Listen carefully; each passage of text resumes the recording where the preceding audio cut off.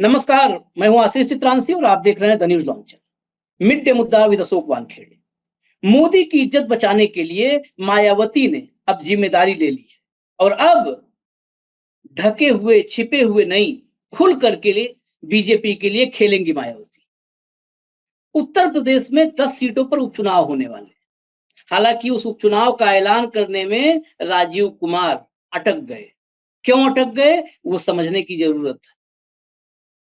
बगैर मायावती के खुल करके बैटिंग किए हुए ये 10 सीटें भाजपा से छिटकती नजर आ रही हैं और ये 10 सीटें जिसको लोग सिर्फ योगी की प्रतिष्ठा से जोड़ रहे हैं, ये सिर्फ योगी की प्रतिष्ठा से नहीं जुड़ेंगी, क्योंकि जब इन 10 सीटों पर उपचुनाव होगा तो देश में इनके साथ 36 और सीटों पर, विधानसभा सीटों पर उपचुनाव होगा, यानी कुल 46 एक बड़ा नंबर है, बड़ी संख्या। और जब 46 सीटों का एनालिसिस होगा तो 2024 लोकसभा चुनाव के नतीजों के बाद इन 46 सीटों के नतीजे मोदी के करिश्मा से जोड़ करके देखे जाएंगे, क्योंकि 13 सीटों का उपचुनाव बुरी तरह पीटे थे मोदी जी और भाजपा। भाव को जोड़ते हैं, मायावती कैसे खुल करके खेलना शुरू कर दी है, कैसे जिम्मेदारी मायावती ने ले लिया है। भाव कुछ तथ्य हैं, फैक्ट्स पहले, हम लोग फैक्ट्स के साथ ही एनालिसिस करते हैं, तो फैक्ट्स पहले। 10 सीटों पर उपचुनाव, उन 10 सीटों में 5 से 6 सीटों पर मायावती के प्रत्याशी यानी प्रभारी के रूप में पहले आते हैं, फिर प्रत्याशी हो जाते हैं, वो सामने, मतलब चेहरे सामने आने लगे। वो नाम बड़े इंपॉर्टेंट हैं और उन्हीं नामों में मायावती का खुलकर खेलने का ऐलान छिपा हुआ है। सबसे पहले फूलपुर की बात, मैं फूलपुर बता दूं। फूलपुर ये सीट सबसे ज्यादा इंद्रजीत सरोज के प्रभाव वाली है। इंद्रजीत सरोज पासी समाज के बड़े नेता हैं और कांसीराम साहब के साथ रहे हैं। इंद्रजीत सरोज अब समाजवादी पार्टी के महासचिव हैं और उनका बेटा सबसे कम उम्र के सांसद बनने वालों की सूची में अपना नाम दर्ज करवाया है, जो अभी कौशाम्बी से सांसद बना है समाजवादी पार्टी से। उस इलाके में जो पासी बाहुल्य क्षेत्र है, पासी डोमिनेटिंग सीट है, वहां पर शिवबरन पासी को उतारा है, यानी सीधा सीधा इंडिया अलायंस के समाजवादी पार्टी के वोट में सेंधमारी की कोशिश। फिर आते हैं मिल्कीपुर। मिल्कीपुर में तो पासी डोमिनेटिंग सीट है, अवधेश पासी यहीं से विधायक थे जो सांसद बन गए। यहां से भाजपा और सपा दोनों पासी प्रत्याशी उतार रहे हैं, तो यहां पर राम गोपाल कोरी, जो दलित एकजुटता के नाम पर, संविधान बचाने के नाम पर जो लामबंद सपा में हो रहे थे, यहां पर राम गोपाल कोरी को उतार दिया है एक और प्रत्याशी। मीरापुर आते हैं। मीरापुर ये सीट पश्चिमी उत्तर प्रदेश में है, जहां से चंदन चौहान विधायक थे और आरएलडी के सांसद बन गए बिजनौर से। इस सीट पर करीब करीब 1.5 लाख मुसलमान प्रत्याशी हैं। यहां पर शाह नजर को उतार दिया है, मुस्लिम प्रत्याशी शाह नजर, और ये शाह नजर चंद्रशेखर रावण के बहुत करीबी थे, बहुत खास। तो रावण को भी, जो रावण इनकी जमीन खिसका लिए, रावण के खास को मैदान में उतारा और यहाँ पर दलित मुस्लिम वोटों में सेधमारी करके यहाँ भी डैमेज। अब आते हैं कटहरी। कटहरी सीट में लालजी वर्मा कटहरी से विधायक थे, कभी मायावती के बड़े खास थे और बहुजन समाज पार्टी के सेनापति हुआ करते थे, कांसीराम साहब के साथ काम किया। यहाँ कटहरी से लालजी वर्मा विधायक थे, सांसद हो गए अम्बेडकर नगर से। कुर्मी डोमिनेटिंग सीट है, लालजी वर्मा कुर्मी, वो संसद में पहुंचे, यहां से बहन जी उतार रही हैं अमित वर्मा को, यानी कुर्मी डोमिनेटिंग सीट पर समाजवादी पार्टी के इंडिया अलायंस के कुर्मी मतदाताओं में सेंधमारी। सीसा मऊ जो इरफान सोलंकी की अयोग्यता से खाली हुई सीट है, यहां पर बीआर अहिरवार को उतारा है, जहां पर दलित मुस्लिम कॉम्बिनेशन, दलित मुस्लिम और यादव कॉम्बिनेशन से लंबे वक्त से यहाँ पर इरफान सोलंकी, उनका परिवार और समाजवादी पार्टी डोमिनेट करती रही है। यहाँ पर भी वोट बैंक में सेंधमारी। अब इससे खुला ऐलान कुछ हो नहीं सकता है। हालांकि ट्वीट के जरिए अब इधर कैसे दो तरफ राजनीति करते हैं, ट्वीट्स के जरिए लगातार आरक्षण को लेकर के, कोटे में कोटा को लेकर के मोदी सरकार को घेर रही हैं और प्रत्याशी उतार रही हैं इंडिया अलायंस के वोट बंटवारे वाले। और ये एक बात और, उपचुनाव में कभी बसपा उतरती नहीं थी और कभी भाजपा इतने संकट में उपचुनाव में नहीं फंसी थी। पहली बार उपचुनाव का महासंकट आया और पहली बार मायावती उपचुनाव में उतर गई प्रत्याशी ले।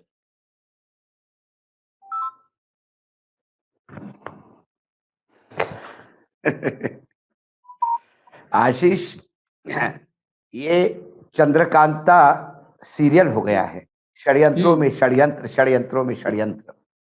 मैं थोड़ा पीछे लेके जाऊंगा और दर्शकों को कहूंगा कि आप ये मत समझिए कि रिपीटिंग हो रहा है, क्योंकि ये यहां तक आते आते ये सीक्वेंस बताना जरूरी है। नहीं तो लोग आपको कहेंगे, हमको कहेंगे कि कल तक तो आप योगी को निपटाने की लोग बात कर रहे थे, बीजेपी हरवाने की बात कर रहे थे, इसमें योगी का भविष्य था, एकाएक अब बीजेपी बचने की बात हो रही है। बात 2024 के चुनाव के नतीजे आने के बाद एक अवसर, आपादा में अवसर ढूंढते हुए अमित शाह, जो संगठन और सत्ता में अभी पूर्ण रूप से अपना कब्जा रखे हुए हैं, वो योगी के पीछे लग गए और एकाएक आपने देखा ये सारे विधायक योगी के खिलाफ बोलने लगे, अफसरशाही की बात होने लगी। उप मुख्यमंत्री दोनों कोस कोस के योगी जी को बोल रहे, ये हमने नहीं, ये आपने भी देखा है। तो हमारा वो आकलन भी गलत नहीं था। फिर वो चाहते थे कि योगी का इस्तीफा हो। जब योगी जी ने पूरा किला लड़ा लिया और देख लिया कि अब ये नहीं, तो फिर ये 10 उपचुनाव योगी जी के गले में डाल दिए। या आप अपने आप को बहुत इस बार खास समझते हैं तो फिर उपचुनाव जितवा के दिखाइए। और उपचुनाव जब योगी जी ने कमर कस ली उपचुनाव जितवाने की, और योगी जी पूरी तरह से 30 मंत्री छोक दिए, एक एक सीट पे 2-2 मंत्री, फुलपुर के सीट पे स्वयं वो 2-2 3-3 बार जा चुके हैं। जब ये मामला हो गया, इसी बीच संघ और बीजेपी की लगातार मीटिंगें होती रही। उसमें ये बात भी आई कि आप अपना ईगो के लिए आप पार्टी का नुकसान करते हैं। देखिए आशीष, संघ को न मोदी से लेना देना है, न योगी से लेना देना है। संघ चिंतित है कि बीजेपी की साख बुरी तरह से नीचे आ गई। ये संघ भी जानती है 240 का आंकड़ा बोलने वाली बीजेपी वस्तुस्थिति ये है 180 में है। वो जो 60-70 सीटें हैं वो मशीनों का खेल है, वो सारे आंकड़े सामने आए हैं और ये हास्यास्पद है। विश्व की सबसे बड़ी लोग प्रजातंत्र कहने वाले लोग जितने वोट दले उससे ज्यादा कैसे गिने जाते? इस सवाल का जवाब राजीव कुमार नहीं दे रहे, कोई नहीं दे रहे। लेकिन अब चुनाव हो गए हैं, लोग आ गए हैं, चुनाव जीत गए हैं, अब आप लाठी पीटते रहिए, सांप निकल गया है। तो वो सारी चीज जानते हैं कि कहां आ गया। फिर अल्टीमेटली अब जैसा कि आपने कहा, ये 10 सीटें नहीं है, 46 सीटें उपचुनाव की, और राज्य भी है, 4 राज्य है, जिसमें से 2 का तो चुनाव उन्होंने कर दिया और 2 का होल्डिंग में रखा। 2 का होल्डिंग में इसलिए रखा कि महाराष्ट्र में उनको पता है सुपड़ा साफ है, लेकिन बड़ा राज्य है, वहां आने की जुगात कर रहे हैं। लाडली बहना का 3rd इंस्टॉलमेंट देने के लिए तीसरे महीने की जरूरत थी। जुलाई अगस्त का तो 2 दिन पहले, जब मैं अभी भी महाराष्ट्र में हूँ, वहां ऑलरेडी 3-3 हजार रुपए बढ़ गए हैं। जुलाई के 1500, अगस्त के 1500। सितंबर में देना जरूरी है। यदि चुनाव पहले अनाउंस हो जाते थे तो वो उसमें पड़ जाता था, लफड़े में पड़ जाता था। दूसरी बात यह है कि फिर आप कहोगे कि महाराष्ट्र छोड़ो, लेकिन झारखंड तो निपटा सकते थे। झारखंड में ये सोरेन वाला उनको खेल करना था। इसमें थोड़ा टाइम लग रहा था, कुछ डीलिंग हो रही थी, कुछ डील थ्रू नहीं हो रहे थे, और अब वो सोरेन वाला मामला होता हुआ नजर आता है, जो आशीष जी आपने मुझे लगता है 1 महीना पहले इसका इंडिकेशन दिया था, जब सोरेन ने इस्तीफा दिया था मुख्यमंत्री पद से और हेमंत जी ने वापस ये कर दिया था। उसी दिन से ये टोन बदला था। दूसरी जो खबर मेरे पास पुख्ता खबर है, समय आने पे उसको हम, क्योंकि हमारे पास सूचनाएं रखते नहीं, ये सूचनाएं जो है वो जनता के लिए होती है। कोई तो ये भी था कि हेमंत सोरेन जेल जाने के बाद जिस सोरेन ने सत्ता संभाली, उसके बेटे और मीडिया एडवाइजर ने बहुत खेल किए। उसकी कोई चीजें सत्ता पक्ष के पास कुछ प्रोमिनेंट चीजें आ गई और फिर ईडी का कार्ड भी वहां चला गया, ईडी का नाम भी यूज हुआ। तो अपने आप को बचाने के लिए बाकायदा सोरेन साहब अब बीजेपी के साथ जा रहे हैं। ये बात बड़ी क्लियर होगी। तो ये 2 राज्यों के खेल करने थे, इसलिए 2 राज्य होल्ड कर गए, 2 राज्यों के चुनाव है। ये यूपी का मसला फंसा हुआ था 10 का बराबर, और संघ इसको थ्रू करना चाहता था। इसलिए कोई उपचुनाव इन 2 राज्यों के साथ नहीं होंगे। ये सारे 46 उपचुनाव महाराष्ट्र और झारखंड इकट्ठा होंगे और वो तब होगा जब हरियाणा का नतीजा आएगा। वो प्रयास करेंगे कि हरियाणा के नतीजे आने के बाद ही इन बाकी जगह पे वोटिंग हो, क्योंकि वो अभी भी आशावान है कि हरियाणा में जिस हिसाब से कुत्ते जैसे लोग लड़ रहे हैं कांग्रेस में, शैलजा जी है और हुड्डा जी है जो एक दूसरे पे वार कर रहे हैं, अभी भी कर रहे हैं। और वो जो कांग्रेस का घिनौना स्वरूप है वो हमेशा आता है, सूर्य वाला। मैंने तो पहले ही कहा कि ये सब बीजेपी के लिए कौन काम कर रहा है, किसके लिए कौन काम कर रहा है, आजकल कोई गारंटी किसी की नहीं ले सकता। ये स्थिति हो गई हरियाणा में। तो कांग्रेस बीजेपी को लगता है कि इसके बीच में कहीं हमको हमारी लॉटरी नहीं लग जाए। हंग हाउस भी आ गया तो फिर ईडी वीडी का चक्कर चला कि इधर के तोड़ उधर के तोड़, एक कुंभा एक जैसा पिछली बार किया उन्होंने, फिर चौटाला जी एकदम अच्छे हो जाते हैं, नहीं तो चौटाला जी भ्रष्टतम हो जाते हैं। फिर डेरा सौदा का सच्चा सौदा, जिसको आप सारे देश ने देखा क्या न्यायपालिका ने उनके साथ क्या ये दिया है और किसी सजा दी, उनको पैरोल पे छोड़ा जाता है। सब ये चुनावी गणित है। आजकल चुनाव अपने किए हुए कामों पे नहीं जीतते, क्योंकि काम कोई करता नहीं। चुनाव ऐसे जुगाड़ से जीते जाते हैं, उसमें डेरा सच्चा सौदा को जो जमानत मिली, जो पेरोल मिला है, वो भी उसमें गिना जाएगा। तो कुल मिलाकर उसी के साथ अब आइए आप मायावती क्यों एक्टिव हुई? क्योंकि पिछले 2021 के 24 के नतीजे के बाद लोकसभा के ये तय था कि 10 उपचुनाव होने हैं यूपी में, और बाकी किसी राज्य के उपचुनाव में इतनी सरगर्मियां नहीं दिख रही है जितनी यूपी में दिख रही है। सबसे पहले बीजेपी ने ये किया, क्योंकि ये आपसी द्वंद है, ये लड़ाई अपने आप को बचाने की है, ये योगी के वजूद की लड़ाई है, नहीं तो योगी जी गट वापस चले जाएंगे गोरखनाथ के मठ पे पीठाश्वर बन के। ये लड़ाई दिल्ली की है, क्योंकि उनको बताना है कि हम फेल हो गए तो योगी भी कोई दूध के धुले नहीं है। इन सारे इसमें नुकसान किसका हो रहा है? बीजेपी का हो रहा है। जब संघ ने इंटरवेन किया और जब ये समझ में आ गया कि भैया कैसे भी हालत में ये 10 जितवाने हैं, तो आपने एक टोन चेंज होते हुए देखा। एकाएक उप मुख्यमंत्री जो योगी को नाकारा कहते थे कि बाबू की सरकार चल रही है, जो लोग कहते थे कि भाई वहां पे ओबीसी और दलितों का उत्पीड़न हो रहा है, ये मैंने नहीं कहा, ये पत्र के पत्र लिखे गए। अब इस पत्र का इतना बड़ा सी चेंज यूपी में हुआ, एकाएक अब उनको योगी दलितों का मसीहा दिखने लगा, एकाएक योगी जी उनको ओबीसी की मसीहा दिखने लगे, एकाएक योगी जी उनको सुशासन का दूसरा नाम दिखने लगा। अब फिर योगी जी के नेतृत्व में उत्तर प्रदेश आगे बढ़ेगा, ये वो आदमी कहता है जो 1 सप्ताह पहले ये कह रहा था कि योगी जी के नेतृत्व में सरकार प्रशासन चल ही नहीं रहा है, बाबू चला रहे। ये बदलाव क्यों आया? ये बदलाव संघ के डंडे से आया। ये बदलाव इसलिए भी आया कि उनको लगा कि ये 10 उपचुनाव जीतना बहुत जरूरी है। अब 10 उपचुनाव जीतना जरूरी है और ये सामने दिख रहा है। 5 सीटें इसमें आशीष जी, 5 सीटें जो है वो समाजवादी पार्टी के पास है। जिस हिसाब से समाजवादी पार्टी का ग्राफ उठा है, वोट परसेंटेज उठा है लोकसभा में, और उत्तर प्रदेश में नंबर 1 की पार्टी बन गई है, इसलिए अपनी 5 सीटें रिटेन करना उनके लिए कोई प्रॉब्लम नहीं। फूलपुर की सीट उनकी नहीं थी, लेकिन लोकसभा चुनाव के अनुपृष्ठ में देखा जाए, उससे पॉइंट ऑफ व्यू से देखा जाए, तो वहां समाजवादी पार्टी ने लीड लिया, इसलिए वो आशान्वित है। हालांकि मैं हमेशा कहता हूं कि विधानसभा के चुनाव, लोकसभा के चुनाव अलग अलग होते हैं, वो सेगमेंट वाइज नहीं जाना चाहिए, लेकिन एक कैलकुलेशन के लिए होता है कि यहाँ यदि लोगों ने हमको लोकसभा में पसंद किया तो हो सकता है विधानसभा में अच्छा उम्मीदवार दो, तो इसलिए अखिलेश ने भी पूरी ताकत झोंक ली।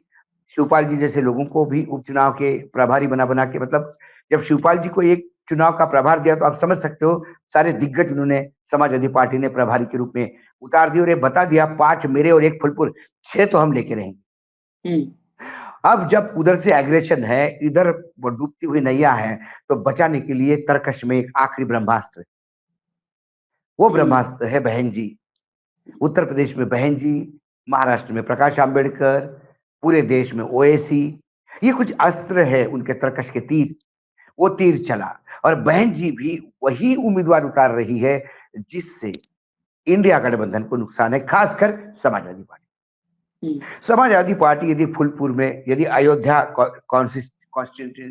अयोध्या लोकसभा क्षेत्र में यदि समाजवादी पार्टी एक सोशल इंजीनियरिंग के दायरे करके एक इतिहास तैयार करती है कि अयोध्या में ही बीजेपी हार गई, उसी सोशल इंजीनियरिंग का काट लेके मायावती जी उसी पैटर्न पे कॉपी करती हुई नजर आ रही। ये ऑब्वियस है। आप उम्मीदवारों की घोषणा देखिए, जैसा आपने अभी तक कहा, जो सीटें गिनवाई, जहां पासी बहुल है वहां पासी उतारी जा रही है। अभी तक पासियों ने वोट किसको किया? ओम पासियों ने वोट किया है समाजवादी पार्टी। अब वो पासी यदि बढ़ते हैं तो समाजवादी का वोट घटता है। तो जब समाजवादी का वोट घटता है तो बीजेपी का वोट बढ़ता नहीं है, बीजेपी का वोट वही है, लेकिन समाजवादी का कद छोटा हो जाएगा तो बीजेपी का कद बड़ा दिखने लगेगा। ये दूसरे की लाइन छोटी करने वाली बात है, अपनी लाइन बढ़ाने वाली बात नहीं। मैं नहीं मानता कि 10 उपचुनाव के नतीजे 10 के 10 बीजेपी के पक्ष में आ गए तो मत प्रतिशत बढ़ेगा ना, मत प्रतिशत उतना ही रहेगा, हो सकता है उससे भी नीचे आ जाए। लेकिन अपोजिशन डिवाइड करके ये 2014 2019 के नतीजे, यदि आप लोकसभा सीट को एक एक सीट को आप विश्लेषित करेंगे, जो कई हमने 2014 के भी हमारे साथ पूरे विश्लेषण है, 2019 का विश्लेषण है और 2024 का विश्लेषण अब हमने शुरू किया है, तो आपको दिखेगा भाजपा ने दोनों बार 14 और 19 में इसलिए एज लिया क्योंकि वोट डिवाइडेड था, विपक्ष डिवाइडेड था। ये विपक्ष को 2 चुनाव हारने के बाद समझ में आ गया, और जब विपक्ष ने अपनी मूठ बंद कर दी तो विपक्ष भारी पड़ गया, बीजेपी को 180 पे लेके आया, राजीव कुमार की कृपा से 240 पर। तो कुल मिलाकर ये जो खेल हुआ, अब इसी खेल का तोड़ देखो, बीजेपी में भी तो लोग बैठे हैं ना, वो भी तो आकलन कर रहे हैं हमने मार क्यों खाई। तो उनको ये पता है वो तभी सत्ता में आते हैं जो सामने डिवाइड करते हैं, और वो सामने डिवाइड करने के लिए बुरी तरह से लगे हुए हैं, और डिवाइड करने के लिए जो उनके पास गिने चुने मोहरे हैं उसमें मायावती जी है, नो डाउट अबाउट इट। और मायावती जी ने जो आज ऐलान किया और वो सीटों के ऊपर उम्मीदवार तय किए, इससे एकदम तय है कि ये वोट कटाऊ पार्टी के लिए आई है। मायावती जी से कोई अपेक्षा नहीं, लोग भले कहे कमर कस ली माया जी ने, ये नहीं, मुझे एक भी सीट मायावती जी की निकलती नहीं दिखाई देती। नहीं नहीं भाऊ, 403 लड़े तब तो एक उमाशंकर सिंह जीते जो अपने दम पर जीते, 400 में तो जीत नहीं पाते, 80 में तो खाता खुला नहीं कि एक लोकसभा सीट जीत पाए, ये 10 लोग उपचुनाव में जीतेंगे। खैर भाजपा के आपने बांटने की बात की, इसमें तो अगर अंग्रेजों ने ट्यूशन लिया होता, डिवाइड एंड रूल का ट्यूशन अंग्रेजों ने लिया होता भाजपा वालों से, तो कम से कम 200-400 साल और हुकूमत करते दुनिया के तमाम मुल्कों पर। लेकिन एक जो ये पूरा जो समीकरण है, मायावती की एंट्री हो जाएगी, ठीक है, लेकिन क्या दलित पिछड़े अब बटेंगे? क्यों ये सवाल कर रहा हूं? पिछले इस सवाल के पीछे की वजह बड़ी बहुत ठोस है। पिछले करीब करीब 60-70 घंटों में लखनऊ से दिल्ली तक इतना बड़ा एक्सपोजर हुआ है भाऊ, इतना बड़ा जो है, मतलब इतना बड़ा वो खुलासा है कि आरक्षण विरोधी चेहरा मोदी योगी इन सबका आ गया है। 69,000 शिक्षक भर्ती में एक आरक्षण घोटाले को लेकर के आरोप लगा रहे थे बच्चे। और आपको मैं बताऊं, मैं तो वहां व्यक्तिगत रूप से गया हूं, इको गार्डन में करीब करीब 3.5-4 साल से आंदोलन कर रहे हैं बच्चे, 3.5 साल हो गए आंदोलन करते, आप सोचिए। और कितनी लाठियां खाई हैं हजरतगंज आईपीओ और विधानसभा के सामने लड़कियों ने, लड़कों ने, आप कल्पना नहीं कर सकते। डबल बेंच ने, हाई कोर्ट के डबल बेंच ने 18,000 नौकरियों की बात की है, यानी 18,000 दलितों और पिछड़ों की नौकरी खाई गई थी। इसको मुझे लगता है इस देश का सबसे बड़ा रिजर्वेशन स्कैम होगा, ये रिजर्वेशन स्कैम, और पहली बार होगा रिजर्वेशन स्कैम। इसमें तो योगी पर केस होना चाहिए सरकार के मुखिया की हैसियत से। अब ये बताइए, जब रिजर्वेशन स्कैम करने वाला मायावती को ले आए, वो किसी को ले आए? दलित पिछड़े क्या भरोसा करेंगे? उसके बाद कल से मामला, परसों रात से गर्म है दिल्ली में। ये नया तरीका है, अडानी अब आईएएस बनाएंगे। अब यूपीएससी की तैयारी करने वाले बिहार के बच्चे क्या करेंगे, यूपी के बच्चे क्या करेंगे, महाराष्ट्र, केरल, तमिलनाडु, कर्नाटका के बच्चे क्या करेंगे? अब तो अडानी की कंपनी से कॉर्पोरेट एक्सपीरियंस वाला आएगा 15 साल का। सोचिए, ज्वाइंट डायरेक्टर बनने में एक आईएएस को कितना टाइम लगता है, ज्वाइंट सेक्रेटरी, डिप्टी सेक्रेटरी और डायरेक्टर, 45 एक साथ भर्ती होने जा रहे हैं, 45। वो एक एक मंत्रालय में बैठेंगे और कॉर्पोरेट, जिनका कॉर्पोरेट का अनुभव 15 साल का है, वो अप्लाई कर सकते हैं। अपना उनका राष्ट्र के निर्माण में उनकी रुचि होनी चाहिए। तो राष्ट्र के निर्माण में सबसे ज्यादा रुचि अडानी की है, अंबानी की है। तो ऐसे खुलासों के बाद क्या मायावती बचा पाएंगी, ये सवाल है। मायावती का तो नहीं नहीं प्रयास नहीं नहीं, देखिए देखिए, तर्कस से तीर चलाना मैंने बार बार कहा। कई दर्शक ये भी सोचते होंगे कि बीजेपी फेल होती है फिर भी क्यों चलाती है। अरे आपके पास जो हैगा वही चलाएगा ना। आपके थाली में जो आप क्या परोसोगे, जो किचन में बना होगा। आप भले ही सोचे कि ये हमारी ये बैगन की सब्जी, आप इसको चिकन समझ के खा जाइए, ये बैगन की सब्जी आप गोभी की समझ के खा जाइए, आप ऐसे बोल सकते हो, लेकिन सब्जी तो बैगन की आएगी। तो परोसोगे वही, इनके पास और कुछ है नहीं सिवाय इसके। देखिए लोकसभा चुनाव में भी ये तीर चला। पूर्वांचल में मायावती जी ने टिकट बदले सिर्फ इसलिए कि इंडिया गठबंधन को हरवाना था। क्या हुआ, मायावती जी का मतदार छिटक गया। उनको समझ में आ गया कि बहन जी उन लोगों के हाथ में खेल रही है जो हमारा भविष्य बर्बाद करने पे तुले हुए हैं। Point number 1। महाराष्ट्र में 2019 में 8 लोकसभा सीट खा गए थे प्रकाश आंबेडकर और ओवैसी मिलके। इस बार क्या हुआ, ओवैसी की 1 लोकसभा सीट थी वो भी चली गई, और प्रकाश आंबेडकर पूरे महाराष्ट्र के 48 सीटों में सिर्फ अकोला की सीट बीजेपी को दिलवा पाए। खुद खड़े हुए थे तो 1 वोट वहां से काट लिए, खा गए वो, और वहां पे इंडिया गठबंधन का उम्मीदवार चंद हजार वोटों से हार गया। तो ये भी महाराष्ट्र ने एक्सपोज किया। अब ये सारे जो डबल गेम खेलने वाले हैं ये एक्सपोज हो गए। बहन जी भी एक्सपोज हो गई। दलितों के लिए लिप सर्विस करना बात अलग है और दलितों के लिए मेहनत करना बात है। आज भी मायावती जी जिनको गुरु मानती है, मायावती जिसको मान्यवर मानती है, आज भी दलितों के मसीहा पंजाब से लेकर उत्तर प्रदेश से लेकर महाराष्ट्र से लेकर कर्नाटक तक मॉडर्न इंडिया के, आजाद इंडिया के मसीहा काशीराम जी को ही माना जाएगा। क्योंकि काशीराम जी ने सत्ता में आने के लिए गठबंधन किए, लेकिन वो गठबंधन दलितों के लिए था। काशीराम जी ने कभी दलितों के वोटों का व्यापार नहीं किया। उन्होंने सत्ता के लिए गठबंधन किए, लेकिन दलितों के लिए कभी उन्होंने दलितों के मताओं का व्यापार नहीं किया। ये जो है ये दलितों के मत बेचने का काम है कि हम इतना काटेंगे, आप चुनाव जीत के आओगे, हम इतना काटेंगे। इस 10 लोकसभा चुनाव में मायावती जिस तरीके से उतरी है, यदि ये 10 उपचुनाव के नतीजे इंडिया गठबंधन के फेवर में जाते हैं मैक्सिमम, तो आप समझ जाइए मायावती जी को संन्यास लेना चाहिए राजनीति। क्योंकि ये आखिरी दाव भी जब एक्सपोज हो जाएगा तब पता पड़ जाएगा कि आप चाहे पासी की जगह पासी भी उतरो, पासी समाज उस पासी को पासी नहीं मानेगा जो आपके साथ है, क्योंकि आप पासियों का रिजर्वेशन खाने वालों के साथ है।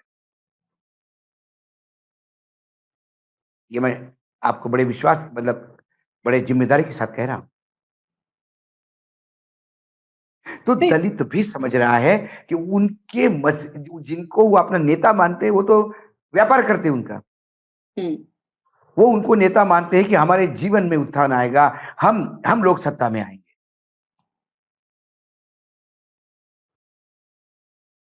आप जरा सोशल मीडिया पे देखिए, जो आप 69,000 की बात कर रहे हैं शिक्षक भर्ती की, वहां सवर्ण क्या आग उगल रहे हैं दलित और पिछड़ों के पीछे। ये मनुस्मृति लागू होने की जो बात बार बार हम करते 370 पे, इसे बार बार रेखांकित करते हैं ये लोग। ये तो भला हो इस देश के जनता का जिन्होंने इनको 180 पे रोक लगाया, और राजीव कुमार को भी अपने औकात समझ में आ गई कि पूरा जोर लगाने के बाद 60 सीटों से ज्यादा सीटें नहीं दे पाए वो। लेकिन राजीव कुमार, इस चर्चा के अंत में राजीव कुमार की बात आपने की। राजीव कुमार अभी भी, मतलब जैसे भाजपा में है ना कि हारते नहीं है, हार नहीं मानेंगे, राजीव कुमार ने हार नहीं मानी है। आज ही न्यूज लॉन्चर पर एक बड़ा खुलासा हमने किया था, उसी पे टिप्पणी आखिर में लेंगे। राजीव कुमार ने कैसे एक्सपोज हो जाते हैं लोग। जब समय खराब होता है, प्रतिकूल होता है तो झूठ छिपता ही नहीं है, वैसे भी झूठ छिपता नहीं। राजीव कुमार ने प्रेस कॉन्फ्रेंस में, एक पत्रकार ने सवाल किया, न्यूज़ 24 के रिपोर्टर ने, उसने कहा कि ये उपचुनाव वगैरह का ऐलान आप नहीं कर रहे हैं, वो भी साथ-साथ हो जाता, वैसे भी सब चुनाव साथ होने थे। तो उन्होंने कहा कि ये पता है इसलिए नहीं करवा रहे हैं क्योंकि 46 सीट पर होना है। कुछ राज्य ऐसे हैं जो बाढ़ प्रभावित हैं, और नाम लेकर के उन्होंने बताया, कहा असम है बाढ़ प्रभावित, बिहार है बाढ़ प्रभावित। अब हिमंता बिस्वा शर्मा झारखंड में घूम रहे थे, एक पत्रकार ने पूछ लिया, दोनों बाइट ऑन रिकॉर्ड थी, दोनों हमने चलाया। पत्रकार ने पूछ लिया कि भाई आप बाढ़ में छोड़ करके असम को झारखंड में राजनीति कर रहे हैं, ये आप पर बड़ा गंभीर आरोप लग रहा है। हिमंता ने कहा, अरे बाढ़ कहाँ है भाई, 2 महीना पहले बाढ़ था, अब तो बारिश भी नहीं है जो है असम में। चलिए आप भी चलिए घूम के आइए, असम में बारिश भी नहीं हो रही है, बाढ़ तो दूर की बात है। और राजीव कुमार ने कहा कि असम में बाढ़ है। नहीं, देखिए ये राजीव कुमार जो है, राजीव कुमार एक ऐसे संस्था को अध्यक्ष है, इस संस्था के पीठाधीश है जिसको स्वायत्तता मिली हुई है। तो नेता झूठ बोलते हमको पता है। तो चुनाव आयोग के कथन को झुठलाने के लिए हेमंत बिस्वा शर्मा ने इस्तीफा देना चाहिए। हेमंत ने विश्वास, मतलब ऐसे मुख्यमंत्री को क्या काम उस प्रदेश में जिनको बाढ़ दिखती नहीं, मतलब इनकी सूचना तंत्र खराब है। जब मेरे चुनाव आयोग कह रहे हैं वहां बाढ़ है, तो ये मुख्यमंत्री क्या कर रहे हैं? सिर्फ राजनीति कर रहे हैं, सिर्फ संस्कृत के गीता के श्लोक रिपेयर वो गलत गलत ट्रांसलेट करके भेज रहे हैं। क्या कर रहे हैं? बाढ़ है, राजीव कुमार ने कहा तो बाढ़ है। उन्होंने कुछ राज्यों में कहा फेस्टिवल है, बिल्कुल। आज मुझे पहली बार पता पड़ा कि हरियाणा और जम्मू कश्मीर में गणपति की पूजा नहीं होती। पहली बार मुझे समझ में आ गया। मैं तो महाराष्ट्र से आता हूं, वहां गणपति फेस्टिवल बड़े पैमाने पे होता है। दिल्ली में 2.5 लाख मराठी है, लेकिन 250 से ज्यादा गणेश मंडल है, और उन 250 में 200 के आसपास हिंदी भाषी लोग गणपति बिठाते हैं। मुझे पहली बार पता पड़ा कि गणेश उत्सव सिर्फ महाराष्ट्र में और झारखंड में मनता है। उन्हें कहा कि कुछ फेस्टिवल की वजह से।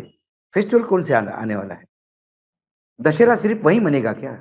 दिवाली सिर्फ महाराष्ट्र में और झारखंड के मनेगी, हरियाणा में दिवाली नहीं मनती।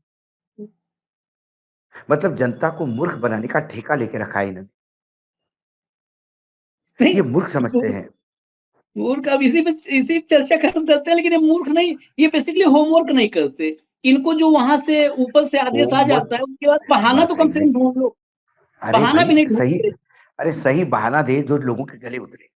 हाँ, बहाना भी नहीं। गणेश उत्सव की आपने बात की, मैं कानपुर में देखा, कानपुर में गणेश विसर्जन के दिन वहां पर पैदल चलने की जगह नहीं होती, होली से ज्यादा होली गणेश विसर्जन के दिन कानपुर में खेला जाता है।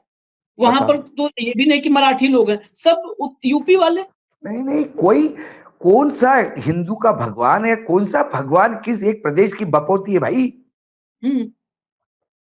अरे कोई ज्योतिर्लिंग, यदि 2 ज्योतिर्लिंग या 3 ज्योतिर्लिंग मध्य प्रदेश में है, तो क्या शिव जी उनके हो गए? ना। अरे गणेश जी तो वो सम्मानित भगवान है जिनके पूजा के बगैर तो बाकी सारी पूजा ही गलत है। प्रथम देव। हाँ। तो बस अब वो फेस्टिवल उन्होंने महाराष्ट्र, मतलब क्या है, जैसे चुनाव आवंटन होता है, डेट आवंटन होती है, वैसे राजीव कुमार को नया मैंडेट शायद मिल गया है, वो भगवान भी आवंटित करने लगे हैं। महाराष्ट्र भगवान, महाराष्ट्र हो गया, गणेश जी ले लो, झारखंड में गणेश दे दो, राम यूपी को दे दो, शिव जी मध्य प्रदेश को दे दो, तमिलनाडु को वो दे दो, वो भगवान उसको दे दो। ये भगवानों का बंटवारा करने के लिए लगे हैं। हास्यास्पद है, ये त्योहारों का बंटवारा करने लगे हुए हैं कि बाकी राज्यों में त्योहार नहीं, वैसे इन 2 राज्यों में त्योहारों का वैसे चुनाव। हास्यास्पद है। बेसिकली ये चुनाव क्यों नहीं करवाना चाहते, तो हमने कई बार विश्लेषण किया और बताया है। एग्जैक्टली, भगवानों का बंटवारा, इंसानों का बंटवारा, सब यही तो चल रहा है। त्योहारों का बंटवारा, त्योहारों का बंटवारा यही चल रहा है, और कुछ नहीं चल रहा है। और अगर भगवान, इंसान, त्योहार इसके आधार पर हिंदुस्तान में चुनाव हो तो लोकशाही खत्म हो जाएगी, राजशाही लानी पड़ेगी। वैसे भी ये किसी तरह की नेगेटिव टिप्पणी नहीं है, लेकिन हिंदुस्तान को फेस्टिवल्स का देश माना जाता है, त्योहारों का देश, जो हमेशा त्योहार में एक कोने में, आज इस मोहल्ले में एक त्योहार है, दूसरे मोहल्ले में दूसरा त्योहार है, तो हर दिन 33 आशीष कोटि जी, देवी देवता है, हर दिन मैंने त्योहार है। एक लोकसभा चुनाव वो भी देखा मैंने, जिसके बीच में उज्जैन का सिंहस्थ आया था। हाँ।